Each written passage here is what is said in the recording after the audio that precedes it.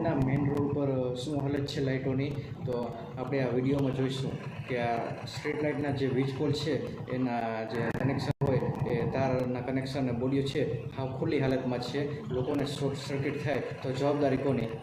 નમસ્કાર, આપની સાથે હું પાર્થ વેલાણી.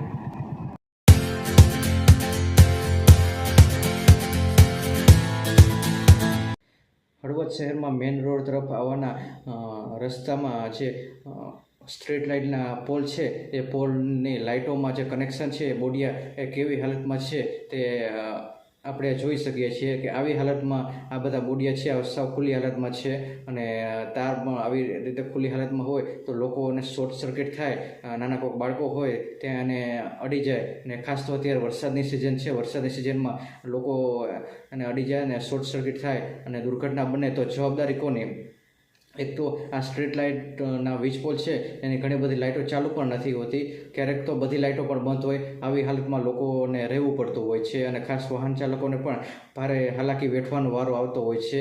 અને રાત્રિના સમયે જે લાઇટો બંધ હોય એટલે અકસ્માતનો પણ જોખમ રહે છે. અને આ જે એરિયા એવો છે કે જે દારૂનો ગઢ ગણાય છે, દારૂડિયા છે તે રસ્તામાં દારૂ પીને સૂતા હોય, દારૂ પીને રખડતા હોય મનફાવે એવી હાલતમાં, એવી આ હાલત મેઇન રોડની હોય છે.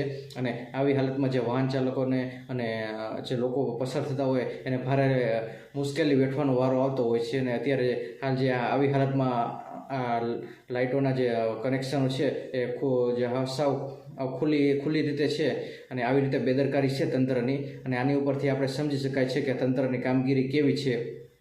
પહેલાંના ભૂતકાળમાં તો એવું હતું કે લાઇટો પણ ચાલુ નથી, કેટલા સમય સુધી લાઇટો બંધ રાખી અને હળવદને પરેશાન કરવામાં આવ્યું હતું. અને અત્યારે જે લાઇટો ચાલુ કરવામાં આવી તો પાછળની લાઇટો તો બંધ જ હોય હાલતમાં, અને જે ક્યારેક તો સાવે બંધ રાખવામાં આવતી હોય. અને જે લાઇટો ચાલુ રાખવામાં આવી તો એના કનેક્શન આવે બોડીએ જે આવી રીતે ખુલ્લી હાલતમાં બેફામ હાલતમાં રાખી દીધા છે અને શોર્ટ સર્કિટ થાય તો આના માટે કોણ જવાબદાર રહેશે? એક સૌથી મોટો સવાલ છે.